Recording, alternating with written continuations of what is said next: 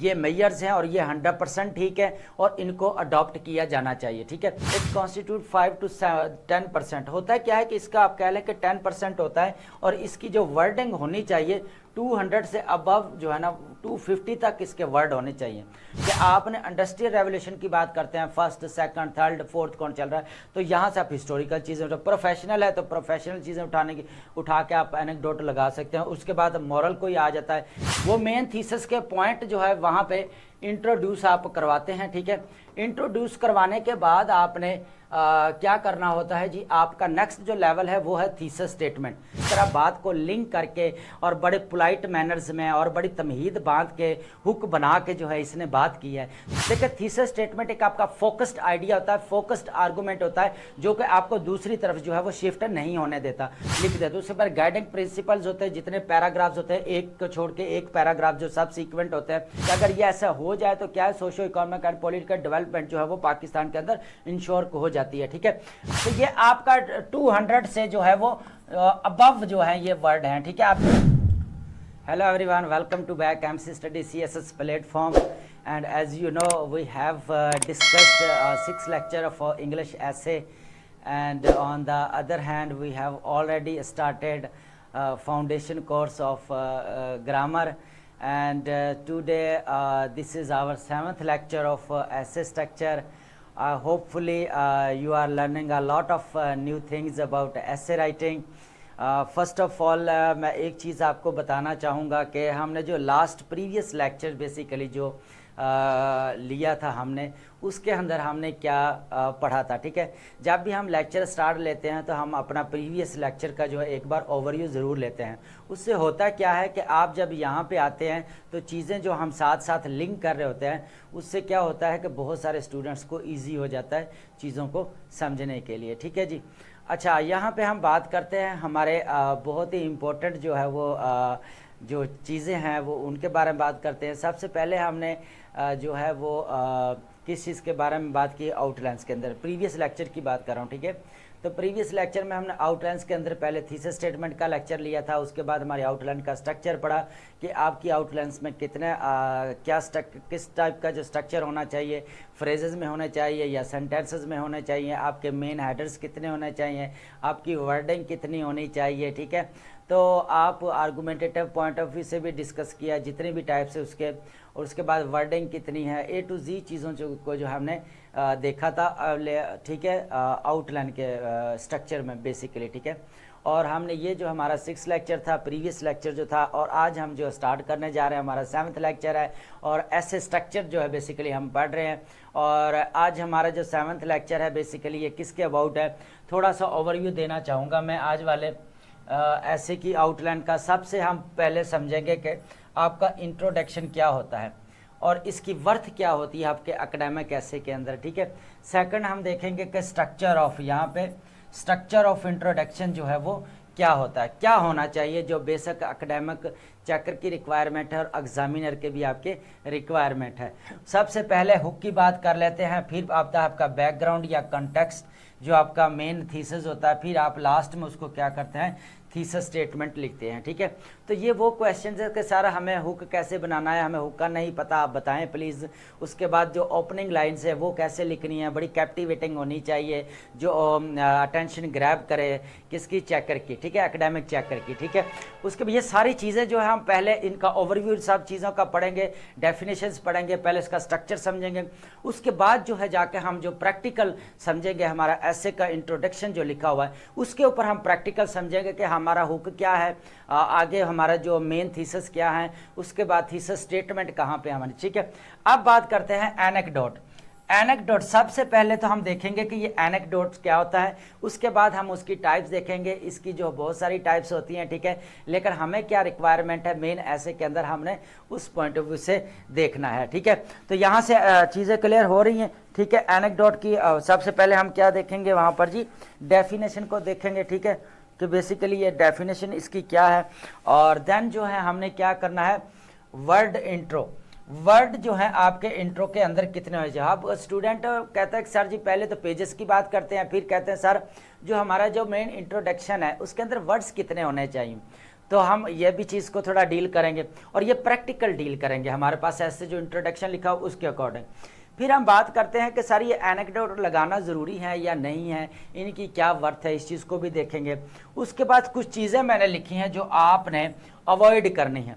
सबसे पहले डिज़ायरेबिलिटी, जो एक ख्वाहिश होती है, उसके बाद पॉसिबिलिटी, ये दो चीज़ें जो है आपने चेकर को जो है वो नहीं शो करवानी, ठीक है। जो भी बात करनी आपने फिक्स्ड जो है आपका आर्गूमेंट सॉलिड ग्राउंड होना चाहिए। आपने कहना कि बस अभी ये मसला है तो इस मसले को या इशू को ख़त्म करने के लिए ये मेजर्स हैं और ये 100% ठीक है और इनको अडॉप्ट किया जाना चाहिए, ठीक है। अडॉप्ट होने चाहिए, किए जाना नहीं चाहिए। अडॉप्ट हो जाएंगे तो वो क्या होगा, वो इश्यूज़ ख़त्म हो जाएंगे। तो हमने पॉसिबिलिटी नहीं दिखानी, डिज़ायरेबिलिटी, क्योंकि ये वो हिपोथेसिस है। डिज़ायरेबिलिटी कभी कभी पूरी नहीं भी होती, पॉसिबिलिटी होती है कभी नहीं भी पूरी होती। तो आपने पॉसिबिलिटी और नहीं, तो उनके लिए कुछ वर्ड्स हैं, कैन है, मे है, शुड एंड विल, इनका यूज जो है वो इंट्रोडक्शन के अंदर आपने नहीं करना, अवॉइड करना है, ठीक है। यहां तक क्लियर है बात, ठीक है।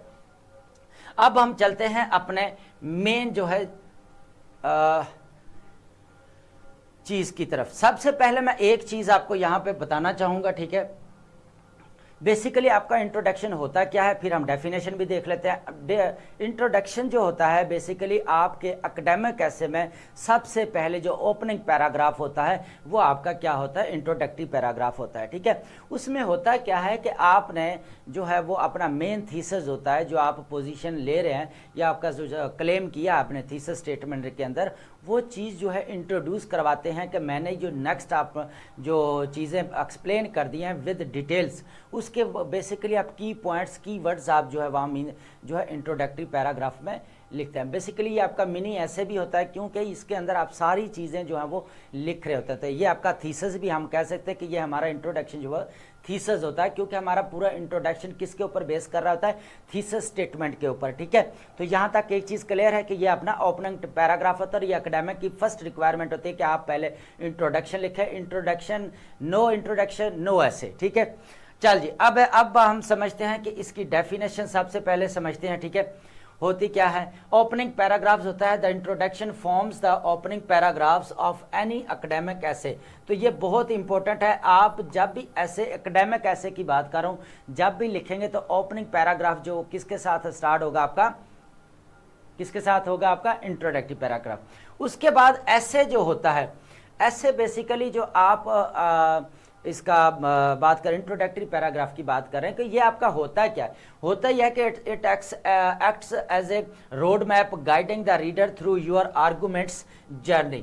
होता क्या है कि जितने भी आपके आर्गूमेंट्स होते हैं, आपने थीसिस लिखा, तो अभी मैंने जैसे बताया पहले कि इंट्रोडक्शन के अंदर आप थीसिस के पॉइंट्स लिखते हैं, एक रोड मैप दे देते हैं चेकर को कि ये मैंने जो है आगे जाके चीज़ें जो है विद डिटेल्स के साथ डिस्कस करनी है, ठीक है।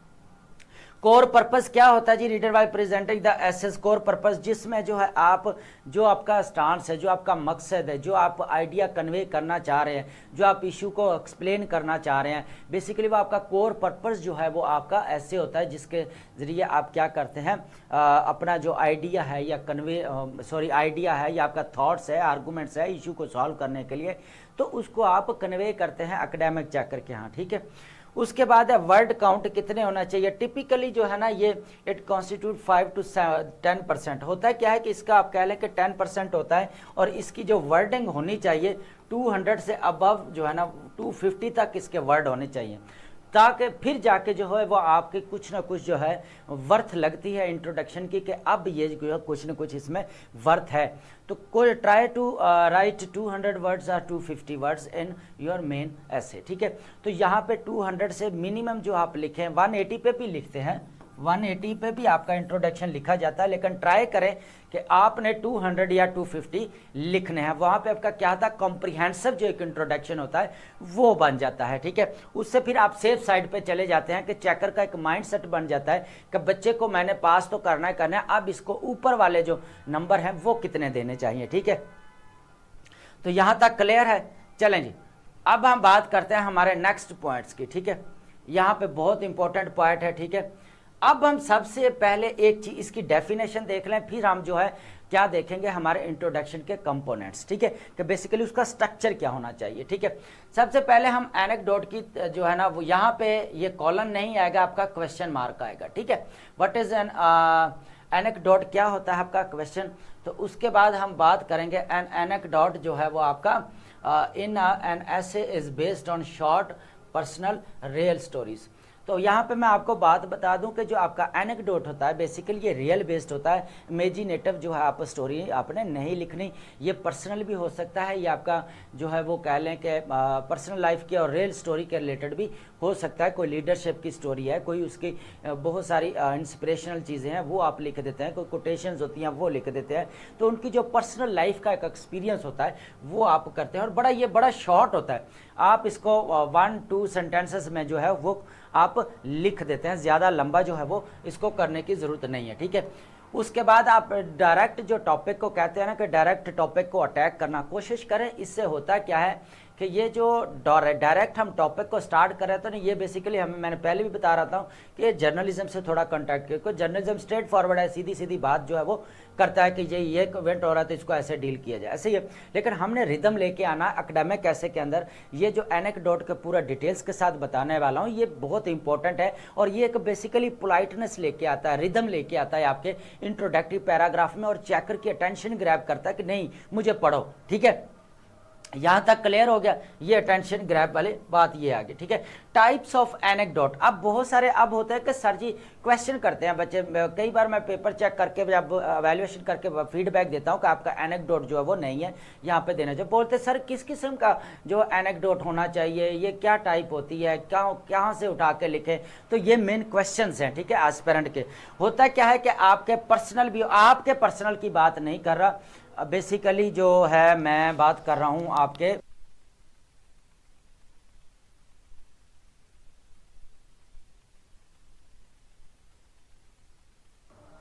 चलें जी, मैं जो है वो बात कर रहा हूं पर्सनल जो लीडरशिप्स हैं आपके, ठीक है। लीडरशिप जो होती है आप उनकी जो पर्सनल चीज़ कोई लिख सकते हैं, उनका कोई वाकया इंसिडेंट है जो आपके टॉपिक का रिलेटेड है कि वो ये चीज़ उसने ये बात की थी या जो भी है। उसके बाद इंस्पिरेशनल है, इंस्पिरेशन आपको पता ही है, कोटेशन होती है, कोटेशन ऐड करते हैं। ह्यूमरस है तो बड़ा मज़ाहिया टाइप का होना चाहिए, लेकिन रियलिस्टिक होना चाहिए। मैं बार बार एक चीज़ कह रहा हूँ कि रियलिस्टिक होना चाहिए, रियलिस्टिक से जो है वो बाहर नहीं होना चाहिए, ठीक है। तो ये एक बात अपने जो है ना वो पास रख लें कि कैसे इसको करना है, ठीक है। सबसे पहले जो है आपका ह्यूमरस अगर आप लिख रहे हैं तो आपका अंदाज जो ह्यूमरस, उसके बाद हिस्टोरिकल होना चाहिए। अगर हिस्टोरिकल होना नहीं चाहिए, हिस्टोरिकल कोई बात होती है आपकी जो वर्ल्ड वॉर 2 है या वर्ल्ड वॉर 1 है, अगर आप उसको स्टार्ट करना चाह रहे हैं तो वो आप वहाँ से भी स्टार्ट कर सकते हैं। आप फर्स्ट रेवोल्यूशन की बात कर सकते हैं, आप सेकंड रेवोल्यूशन की बात कर सकते हैं। मैं बेसिकली इंडस्ट्रियल रेवोल्यूशन की बात कर रहा हूँ, ठीक है। आप क्या करते हैं, इंडस्ट्रियल रेवोल्यूशन की मैं बात कर रहा हूँ कि आपने इंडस्ट्रियल रेवोल्यूशन की बात करते हैं, फर्स्ट सेकंड थर्ड फोर्थ कौन चल रहा है, तो यहाँ से आप हिस्टोरिकल चीज़ें उठा, प्रोफेशनल है तो प्रोफेशनल चीज़ें उठा के आप एनेक्डोट लगा सकते हैं। उसके बाद मॉरल कोई आ जाता है, एथिकली कोई स्टोरी होती थी आप वो भी बता देते हैं। यहाँ तक बात क्लियर है आपको। चलें जी, एनेक्डोट की समझ आ गई, और ये बहुत ज़्यादा इंपॉर्टेंट होते हैं। ये बेसिकली इंपॉर्टेंट क्यों होते हैं, एक तो आपका रिदम जो होता है ना, जो ऐसे के अंदर रिदम होता है उसको मेंटेन करता है, आपकी पोलाइटनेस, अब जो है ना वो पोलाइटनेस जो है ना उसके अंदर आ जाती है, बात करने के आ जाती है, पता चलता है कि बात जो है बड़ी रिदम और तमहीद के साथ जो है वो बनाई गई है और बात की जा रही है, बड़ा उसकी फाउंडेशन और सॉलिड आर्गूमेंट के साथ आप करते हैं, ठीक है।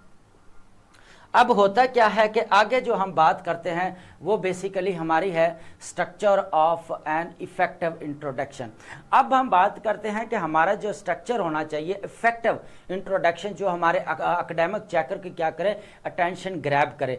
तो यहाँ पे सबसे पहले हम जो चीज़ें अब स्ट्रक्चर की तरफ आ रहे हैं जी, अब मेन कंपोनेंट्स हम डिस्कस करने वाले हैं इंट्रोडक्शन के। यहाँ पे हम इसकी डेफिनेशन, इसके स्ट्रक्चर को समझते हैं, फिर जाके हमने इसको प्रैक्टिकल अप्लाई करते हैं। नेक्स्ट जो हमारे पास एग्जाम्पल है, ठीक है। सबसे पहले ये बेसिकली ऊपर से इसका आएगा नंबरिंग इस तरह, ठीक है। सबसे पहले आपका आता है हुक। हुक होता है क्या है कि आपके अटेंशन ग्रैब करता है, क्या करता है जी, आपकी अटेंशन ग्रैब करता है, बेसिकली आपकी नहीं किसकी करता है जी, एकेडमिक जो चेकर है आपका, एकेडमिक चेकर जो है वो उसकी जो है वो क्या करता है, अटेंशन ग्रैब करता है, ठीक है। तो ये बात समझ में आ गई कि हुक क्या होता है, बेसिकली कैप्चर करता है एकदम से उसके अटेंशन को कि मुझे पढ़ो कि कुछ मैंने कोई बड़ा सरप्राइजिंग जो है वो चीज़ आपको दी है, तो वो क्या करता है कि इस चीज़ को पढ़ता है। फिर हम बात करते हैं नेक्स्ट लेवल पे, फिर हमारा ट्रांजिशनल लाइंस आ जाती है, अंदर क्या आ जाती है हमारी, अभी हम देखेंगे उसको प्रैक्टिकल, ठीक है। यहाँ पे आ जाती है ट्रांजिशनल लाइन, ठीक है। ट्रांजिशनल लाइन बेसिकली वो होती है जो आपका ब्रिज होता है हुक से, जो है वो क्या कर रहा था, मेन आइडिया जो होता है हमारा, मेन थीसिस होता है या कॉन्टेक्स्ट होता है या बैकग्राउंड होता है हमारा, उसके ऊपर जो हमें क्या करता है, उसके साथ वो हमें, ये ब्रिज है बेसिकली आपका, ठीक है। तो ये उसके ऊपर जो है वो आ रहा है। उसके बाद हम जो बात एंड पे ये हम देने जो हमारे थीसिस के मेन थीसिस के जो पॉइंट्स होते हैं, मैं उनकी बात कर रहा हूँ, वो मेन थीसिस के पॉइंट जो है वहाँ पे इंट्रोड्यूस आप करवाते हैं, ठीक है। इंट्रोड्यूस करवाने के बाद आपने क्या करना होता है जी, आपका नेक्स्ट जो लेवल है वो है थीसिस स्टेटमेंट। थीसिस स्टेटमेंट के अंदर आप क्या करते हैं, उसको फिर जो एंड वाली जो कंक्लूडिंग लाइन है, जैसे कि हमने थीसिस स्टेटमेंट के अंदर पढ़ा था, देखिए थीसिस स्टेटमेंट का हमने लेक्चर लिया था, अभी एक लेक्चर छोड़ के पीछे वाला लेक्चर जो हमारा था, ठीक है। तो उस लेक्चर में हमने क्या पढ़ा कि थीसिस स्टेटमेंट जो थी आपका एक सॉलिड स्टांस होता है, क्लेम होता है आपका। देखिए आप वो लेक्चर लाजमी जाके सुने ताकि आपको डिटेल्स पता चल जाए। हमने वो बेसिकली जो आउटलाइन के अंदर बात की थी, लेकिन हमने ये भी बात की थी कि हम थीसिस स्टेटमेंट की प्लेस को कहाँ पे देखेंगे, इंट्रोडक्शन के अंदर देखेंगे। तो हमारे इंट्रोडक्शन के जो लास्ट लाइन कंक्लूडिंग लाइन होती है हमारी, कंक्लूडिंग लाइन जो हमारी किस पे एंड हो रही होती है, बेसिकली आपकी थीसिस स्टेटमेंट के ऊपर आपकी एंडिंग हो रही होती है। तो सबसे पहले हमने क्या पढ़ा, इफेक्टिव ऐसे के लिए आपने हुक बनाना है, हुक के अंदर आपके एनेक्डोट आएंगे, उसके बाद आपने ट्रांजिशन लाइन लिखनी है, एक सेंटेंस, उसके बाद आपने मेन थीसिस के ऊपर चले जाना है, अपने मेन हेडर्स जो आपने बनाए हैं उनके अंदर जितने भी सब हेडिंग्स है आप उनके पॉइंट्स लिख देंगे, लेकिन वहां पे एग्जाम्पल्स नहीं कोट करनी, ठीक है। वहां पे आपने जो केस एंड पॉइंट दे रहे हैं वो ऐड नहीं करने, नो केस एंड पॉइंट, ठीक है। इंट्रोडक्शन के आप केस एंड पॉइंट नहीं देंगे, आपके जो मेन हेडर की चीज़ें हैं आपने वही ऐड करेंगे। तो ये दोनों चीज़ें जो है आप ऐड नहीं करेंगे इंट्रोडक्टरी पैराग्राफ के, ये ओपनिंग पैराग्राफ में, ठीक है। इंट्रोडक्टरी आपका ओपनिंग पैराग्राफ है, ठीक है। तो ये चीज़ समझ आ गई है, यहाँ तक क्लियर हो गया कि सबसे पहले आपका क्या क्या हुक आएगा, उसके बाद बैकग्राउंड मेन थीसिस स्टार्ट हो जाएगा, कंटेक्स्ट, उसके बाद आपकी कंक्लूडिंग लाइन आएगी जो मेन थीसिस आपकी थीसिस स्टेटमेंट है, ठीक है, उसकी लाइंस आ जाएंगी, ठीक है। अब हम चलते हैं हमारे नेक्स्ट, जो पहले कंपोनेंट हमारा क्या है, हमने अभी इसको देख लिया है। अब देखें हमने अटेंशन कैसे ग्रैब करनी है, थोड़ा सा एक पहले कंपोनेंट हमारा क्या है, ये ऐसे का, ये सॉरी इंट्रोडक्शन का, ठीक है। इंट्रोडक्शन का हमारा फर्स्ट क्या है जी, हुक।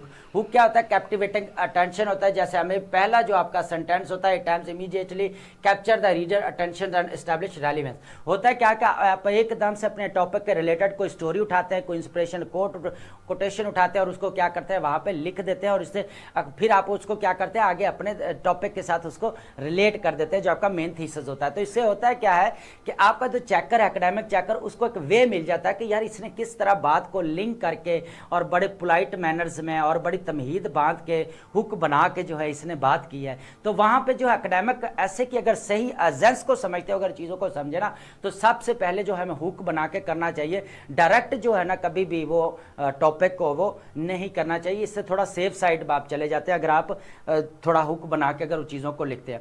टाइप्स ऑफ हुक कैसे होता है, बड़ा सरप्राइजिंग सा फैक्ट होना चाहिए, रेटोरिकल क्वेश्चन भी हो सकता है आपका क्वेश्चन भी हो सकता है रेटोरिकल, ठीक है। तो आप क्वेश्चन से भी कर सकते हैं। वाइव्ड जो है आपका एनेक्डोट बहुत क्लैरिटी के साथ आपने लिखना है, चाहे आप ह्यूमरस लिख रहे हैं, चाहे इंस्पिरेशन लिख रहे हैं, कहीं चाहे पर्सनल लाइफ कोई स्टोरी लिख रहे हैं, उसके जनरल स्टेटमेंट जो आपने वहां पे दे देते हैं उस चीज़ की, ठीक है। कोई स्पेसिफिक नहीं होती, बड़ी जनरल बना के आपने इनको दे देती होती जो आपकी रियल स्टोरीज होती है। उसके बाद यहाँ पे आप अटेंशन ग्रैब करने का पहले हुक थोड़ा ऐसे देख लें, ये बेसिकली यूके की जो है ना ग्रीन पॉलिसीज के ऊपर है, यूके की ग्रीन पॉलिसीज के ये जो है ऊपर है, ठीक है, ऐसे। तो यहाँ पे एक बात कर दूं तो globally plastic waste production reach the 380 million tons in 2021। तो यहाँ से एकदम ही जो है वो अटेंशन ग्रैब करेगा कि इतना ग्लोबली मतलब प्रोडक्शन इतनी होगी प्लास्टिक में जो वेस्ट की, तो फिर यहाँ पे फिर जो है वो चेकर एकदम से जो है इस चीज़ को पढ़ना चाहेगा, ठीक है। चलें जी, ये हो गया आपका हुक। अब हम बात करते हैं हमारा सेकंड कंपोनेंट, ठीक है। अब सेकंड कंपोनेंट में हम बात करते हैं बैकग्राउंड है आपका, और कंटेक्स्ट है। बैकग्राउंड का मतलब ये नहीं कि आप टॉपिक का बैकग्राउंड जो थीसिस की जो हमें रिक्वायरमेंट होती है वो हमारे अगर बैकग्राउंड कोई इन्फॉर्मेशन है तो इस तरह का स्टेटमेंट मोल्ड करके लिखें कि आपका थोड़ा एक बैकवर्ड जो एक सेंटेंस वो भी आ जाता है और बाकी चीज़ें भी क्लियर। उसके बाद कंटेक्स्ट होता है आपका, उसकी बात करते हैं। सबसे पहले होता है ब्रिजिंग गैप। होता क्या, this section bridges the hook to the gap. मैंने अभी आपको कहा था कि ये क्या है, ये आपके बेसिकली एक हुक है, ठीक है, और ये आपका क्या है, एक किस्म का ब्रिज है। ये कहाँ तक ब्रिज है जी, आपका थीसिस स्टेटमेंट के अंदर, ठीक है, थीसिस स्टेटमेंट जो आपने लिखनी है, ठीक है। उसके बाद जो है यहाँ पे ये आपका क्या है, एक किस्म का ब्रिज जो आप इसको ऐसे अबूर करते हुए मेन थीसिस के फिर आप अपनी क्या करते हैं, वो यहाँ पे थीसिस स्टेटमेंट के ऊपर आ जाते हैं, ठीक है। तो यहाँ तक क्लियर है। उसके बाद इंफॉर्मेशन होती है, वो तो आपने टॉपिक के रिलेटेड देनी होती है। फोकस्ड एरिया आप क्या होता है, it establish as a specific area focused. ये मैंने बात की थी थीसिस स्टेटमेंट की। देखिए थीसिस स्टेटमेंट एक आपका फोकस्ड आइडिया होता है, फोकस्ड आर्गूमेंट होता है जो कि आपको दूसरी तरफ जो है वो शिफ्ट नहीं होने देता। तो यहाँ पे सबसे पहले हमारा फोकस्ड एरिया, फॉर एग्जाम्पल अभी हमने बात की कि global plastic waste to UK recycling policies. अब आगे बात वहाँ पे रिसाइकलिंग जो ग्रीन पॉलिसीज की बात कर रहे थे, बेसिकली वो आपकी क्या थी, रिसाइकलिंग पॉलिसीज थी, ठीक है। तो यहाँ पे एक चीज़ होगी कि जो हमारा फोकस्ड एरिया है वही हम उसके अंडर रह के जो हमारे मेन थीसिस जो है वो देना। ये आपका क्या होता है, बेसिकली इसको मेन थीसिस भी जो आप इंट्रोड्यूस करवा रहे होते हैं अपने पॉइंट्स को, अभी मैंने जैसे पीछे बताया, ठीक है। अब हम बात करते हैं हमारे थीसिस स्टेटमेंट की। थीसिस स्टेटमेंट की जो प्लेस होनी चाहिए, हमने पीछे अपने एक लेक्चर में जो है वो बात की थी कि हमारी जो थीसिस स्टेटमेंट है, बेसिकली हमने आउटलाइन के पॉइंट ऑफ व्यू से बात की थी कि आउटलाइन के अंदर जो है वो थीसिस स्टेटमेंट हमारी कहाँ लिखनी चाहिए, कहाँ ज़रूरत है, ठीक है। तो यहाँ पर जो हम बात करेंगे वो किस पॉइंट ऑफ व्यू से बात करेंगे कि हमने जो है वो इंट्रोडक्शन के हवाले से बात करेंगे कि जो हमारे थीसिस स्टेटमेंट, क्वेश्चन आता है कि सर हम थीसिस स्टेटमेंट कहाँ लिखें, सेंटर में लिखें या हम जो है वो बिगिनिंग में लिखें या हम एंडिंग पे लिखें। तो होता क्या है कि जो आपकी थीसिस स्टेटमेंट है वो आपका एक सेंट्रल आर्गूमेंट होता है और इसको सोलिड जो है वो आपका क्लेम होता है, ठीक है। आप करते क्या है कि वो आगे जो है वो आप लिख देते, उसके बाद गाइडिंग प्रिंसिपल्स होते हैं, जितने पैराग्राफ्स होते हैं एक को छोड़ के एक पैराग्राफ जो सब सीक्वेंट होते हैं देते हैं आप मेन हेडर्स में, ठीक है। उसके बाद स्पेसिफिक और आर्गूमेंट जो होते हैं आपके क्या करते हैं कि specific argument and fully supportable with clear evidences. होता है क्या है कि आपने थीसिस स्टेटमेंट को देखें, आप थीसिस स्टेटमेंट का एक बार जाकर लेक्चर सुने, वहाँ पे बड़ी डिटेल्स के साथ चीज़ों को जो है हमने डिस्कस किया कि स्पेसिफिक कौन सी होती है, जनरल कौन सी होती है, आपकी थीसिस स्टेटमेंट वर्ड कितने होने चाहिए, तो ये A to Z चीज़ें हमने डिस्कस की है। तो यहाँ पे जो आपकी थीसिस स्टेटमेंट आएगी, अभी मैंने बात की थी ब्रिज वाली, तो यहाँ पे जो हमारी कंक्लूडिंग लाइन जो होती है वो क्या है, हमारी बेसिकली थीसिस स्टेटमेंट वाली है, ठीक है। चलें जी, अब हम प्लेसमेंट की बात कर लेते हैं। अभी हमने बात की है कि हमारा जो फाइनल सेंटेंस होता है, ये वाला देख ले, ये हमारा जो फाइनल सेंटेंस होता है किसका, बेसिकली इंट्रोडक्शन का। यहाँ पे जो फाइनल कंक्लूडिंग लाइन की बात कर रहा हूँ, तो ये हमारा क्या होता है, ये फाइनल पे हम लास्ट पे जो है इसकी प्लेसमेंट होती है बेसिकली आपकी थीसिस स्टेटमेंट की, ठीक है। चले जी, आगे हम जो बेसिकली आपको एक डायरेक्ट करता है कि एक स्ट्रक्चर दे देता है कि आपको इस वे में जो है वो आपने कम्युनिकेट करना है विद एविडेंसेस, विद अपने आर्गुमेंट्स के साथ, ठीक है। अब हम ऐसे को आगे थोड़ा देख लेते हैं जी, हमारे ऐसे को 1 मिनट हम जो है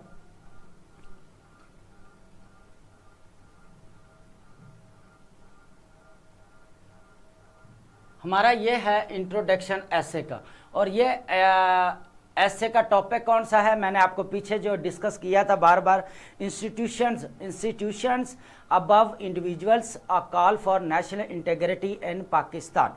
तो ये हमारा टॉपिक था इसका, ठीक है। टॉपिक क्या था बेसिकली, 1 मिनट प्लीज, हमारा बेसिकली टॉपिक क्या था, इंस्टीट्यूशंस जो था ना वो है, ठीक है। इंस्टीट्यूशंस अबव किसके हैं, इंडिविजुअल के, ठीक है। A call for national integrity, sorry national C, 1 minute, just 1 minute please. तो ये आपका क्या है यहाँ पे नेशनल जो आ जाएगा, उसके बाद यहाँ पे आपका नेशनल इंटेग्रिटी इन पाकिस्तान, ठीक है। तो ये आपका टॉपिक था, ठीक है। तो यहाँ पे ये जितना भी है हमने इसका जो है इंट्रोडक्शन यहाँ पे लिखा है।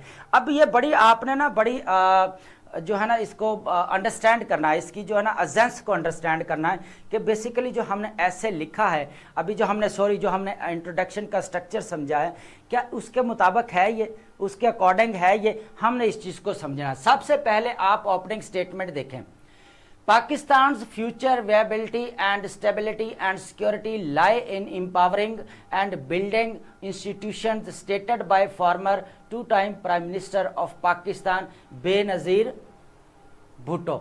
अब यहाँ तक देख ले कि ये आपका क्या है, एक हुक है, ठीक है, हुक है, ठीक है। और ये किसमें आपने बेसिकली इंस्पिरेशनल जो है इंस्टीट्यूशंस के हवाले से एक कोटेशन सी बेनजीर भुट्टो की, ये आपके टॉपिक के रिलेटेड है। बात जो है ना आपके टॉपिक के रिलेटेड होनी चाहिए, ठीक है। एक बात मैंने कह दी है, कोई भी ह्यूमरस है, कोई भी स्टोरी है या कुछ भी करना है तो आपको अपने मेन थीसिस के साथ कनेक्टिविटी जो है करनी आनी चाहिए। तो ये टॉपिक के रिलेटेड जो है ना वो हमारा क्या है, बेसिकली ये कोटेशन है, ठीक है। कोटेशन अगर डाल रहे हैं तो वो हमारी टॉपिक का रिलेटेड कोटेशन डालनी है। यहाँ पे ये नहीं लिख लेना का a child is a father of a man, ठीक है। आप ये भी देखें, होता क्या है कि आपने कोटेशन वो डालनी है अब जहाँ पे ये, अब child of father of man अब ऑलवेज जो इनोसेंट होती है बिफोर एक्सपीरियंस एनीथिंग, ठीक है।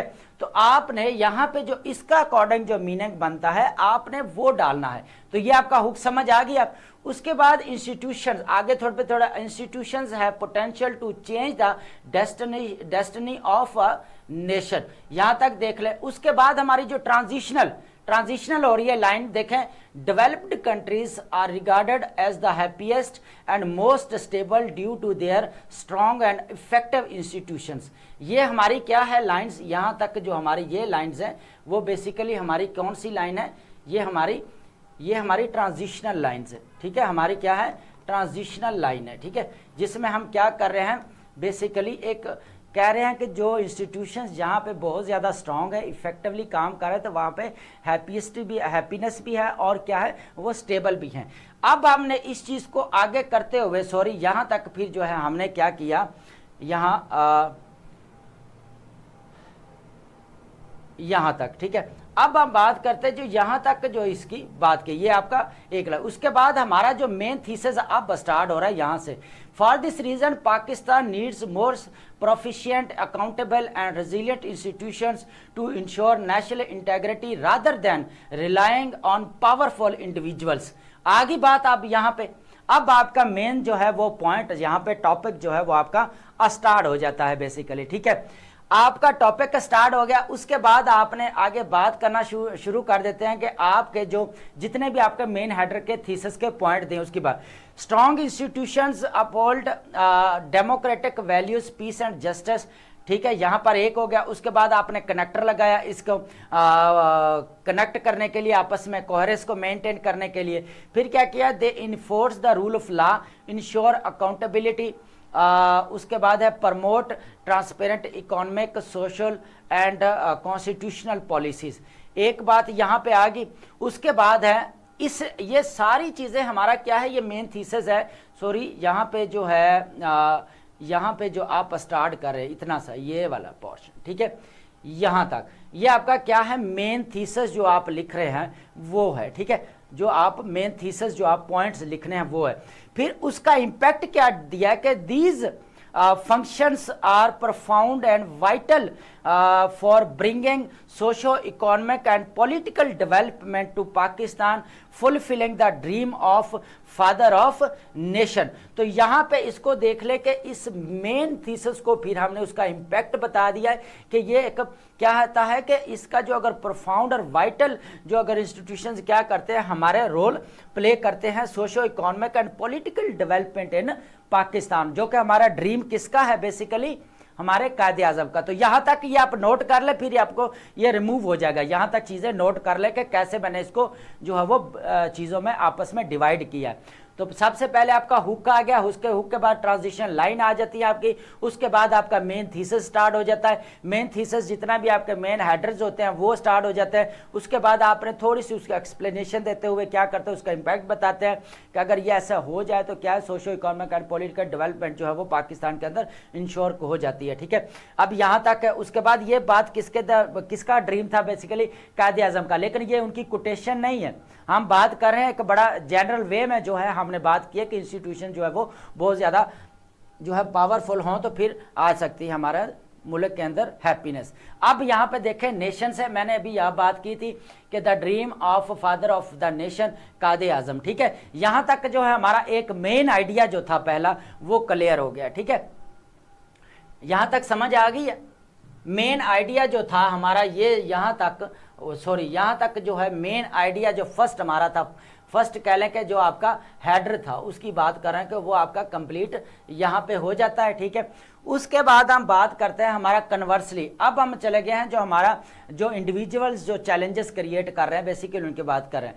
Individual centred politics has led to chaos, instability and polarization. It has fostered a culture of nepotism, ठीक है, फेवरेटिज्म, करप्शन। उसके बाद एडिशनली ये हमारा कनेक्टर आ गया है। Additionally Pakistan faces serious and grounding threats such as religious extremism, economic injustice, उसके बाद टेररिज्म है और चैलेंजेस दैट आर क्या का वर्जेंट by the self serving individuals in power. होता क्या है कि जो आपके बैठे हुए हैं पावर के अंदर लोग इंडिविजुअल्स वो अपने पर्सनल एज ए पर्सनल जो है वो ट्रीट करना शुरू कर देते हैं। ठीक है, पर्सनल ट्रीटमेंट जो है वो उनका शुरू हो जाता है। ठीक है, तो यहाँ बात क्लियर है।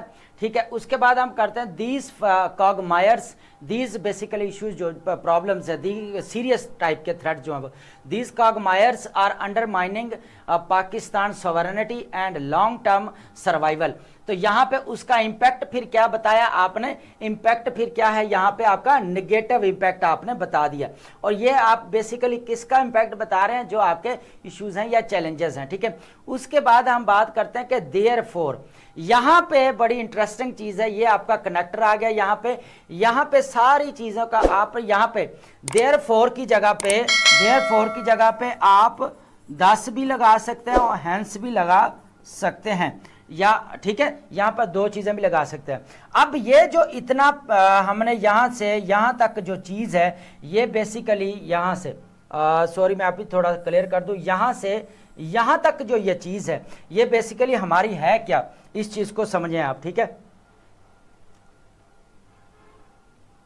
अभी मैं आपको बताता हूं, यहां से यहां तक जो चीज है ना ये वाली हमारी, ये बेसिकली हमारी है थीसिस स्टेटमेंट।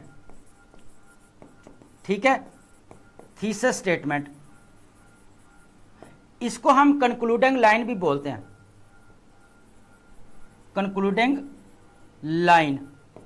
यहां पे अभी मैं आपको क्लियर कर देता हूं ये थीसिस स्टेटमेंट वाला पॉइंट। ठीक है, होता क्या है कि वो कहता है कि this essay argues for the strengthening of institutions and discourages the dominance of individuals in governance. ठीक है, यहां तक एक बात है कि it aims to highlight the role of institutions in overcoming national challenges. ठीक है, यहां पे आपके क्या है जी, national challenges and ensuring the prosperity for Pakistan. तो ये आपकी बेसिकली पूरे का पूरा यहाँ पे क्या है, ये थीसिस की जो थीसिस स्टेटमेंट की जो मैं बात कर रहा था, ये आपका यहाँ पे थीसिस स्टेटमेंट है, ये लाइन सारी। ठीक है, तो आप समझ में आ गई कि हमने थीसिस स्टेटमेंट को जो है कहाँ पे बात करनी है हमारी, तो ये हमारी एंडिंग जो लाइन होती है वो बेसिकली हमारी क्या है, थीसिस स्टेटमेंट से। तो होपफुली यहाँ तक चीज़ें जो है वो क्लियर हो गई होंगी। ठीक है, यहाँ तक हमने हमारा ये क्या है जी, हमारा थीसिस स्टेटमेंट की लाइन से जो हम बात करते हैं कि थीसिस स्टेटमेंट की प्लेसमेंट कहाँ होनी चाहिए, तो ये है प्लेसमेंट आपके थीसिस स्टेटमेंट की, जो एंडिंग लाइन है और कंक्लूडिंग लाइन भी इनको कहा जाता है। तो होपफुली यहाँ तक चीज़ें समझ आ गई हैं, पूरे ऐसे का स्ट्रक्चर समझ आ गया, हुक कैसे बनाना है, मेन थीसिस कैसे स्टार्ट करना है, उसके इम्पैक्ट लिख दिया आगे उसने थोड़ी एक्सप्लेनेशन दे देते हैं, फिर आपका दूसरा हेडर शुरू हो जाता है, अगर और आपका हेडर है तो आप वो भी ऐड कर लेते हैं। ठीक है, तो ये आपका 200 से जो है वो अबव जो है ये वर्ड हैं, ठीक है। आप इसको काउंट कर लीजिएगा प्लीज, ठीक है। क्या है जी, ये 200 से अबव ही होंगे आपके ये वर्ड, ठीक है, 200 से अबव ही होंगे, ठीक है। अब यहां तक सारी चीजें समझ आ गई जी। चलें जी, अब हम बात करते हैं कि अब बहुत सारी चीजें जो है जितनी भी थी, पहले हमने क्या किया, हमने क्या किया कि इंट्रोडक्शन के बारे में पूरा पढ़ा, उसकी डेफिनेशन को समझा हमने, ठीक है। उसके बाद हमने क्या किया जी, सॉरी एक मिनट, सिर्फ जस्ट 1 मिनट दें मुझे। ये हम ऐसे तो इधर भी ऐड था हमारा। चलें जी, सबसे पहले जो हमने चीज़ को समझा वो समझा कि आपके इंट्रोडक्शन का स्ट्रक्चर क्या होता है, हुक होता है, हुक के अंदर एनेक्डोट कैसे लगाना होता है। जैसे हमने अपने ऐसे के अंदर एनेक्डोट लगाया और वो कोटेशन थी इंस्पिरेशनल, किसके, इंस्टीट्यूशंस के हवाले से, ठीक है। अब वो हमने लगाने के बाद अपने टॉपिक के रिलेटेड थी। देन फिर जो है हमने मेन थीसिस को स्टार्ट किया, उसके बारे में पढ़ा, कॉन्टेक्स्ट या बैकग्राउंड उसके बारे में पढ़ा, ठीक है। अब वहाँ पे थोड़ा बहुत अगर हिस्टोरिकल बैकग्राउंड देने चाह रहे हैं तो थोड़ा सा आप हिस्टोरिकल एक आध जो आपने वो बैकग्राउंड का एक आध सेंटेंस जो है वो आप लिख सकते हैं, ठीक है। अब आपने सारा मेन थीसिस स्टार्ट करने के बाद आपका दूसरा थीसिस मेन हेडर शुरू होता है, उसको स्टार्ट करते हैं। देन वो आपके लास्ट में जो है क्या चीज़ आ जाती है, आपकी थीसिस स्टेटमेंट की लाइन, जो कंक्लूडिंग लाइन है, ठीक है। तो एंडिंग किसके ऊपर होती है, कंक्लूडिंग लाइन के ऊपर जो थीसिस स्टेटमेंट है। तो हमने बड़े एक पहले उसका सारा डेफिनेशंस को समझा, अंडरस्टैंड किया कॉन्सेप्ट्स को, फिर हमने उसको जो है एप्लीकेशन ऑफ जो जितने भी स्ट्रक्चर था वो किस में देखा हमने, ऐसे के अंदर, ऐसे के इंट्रोडक्टरी पैराग्राफ या ओपनिंग पैराग्राफ में। तो होपफुली आपने बहुत सारी चीज़ें सीखी होंगी और पूरी जो हमने डिटेल्स के साथ एक एक वर्ड को डिस्कस करते हुए चीज़ें जो है वो वर्डिंग के साथ जो है आपको क्लियर की, ठीक है। तो thank you so much and मिलते हैं हमारे नेक्स्ट लेक्चर के अंदर।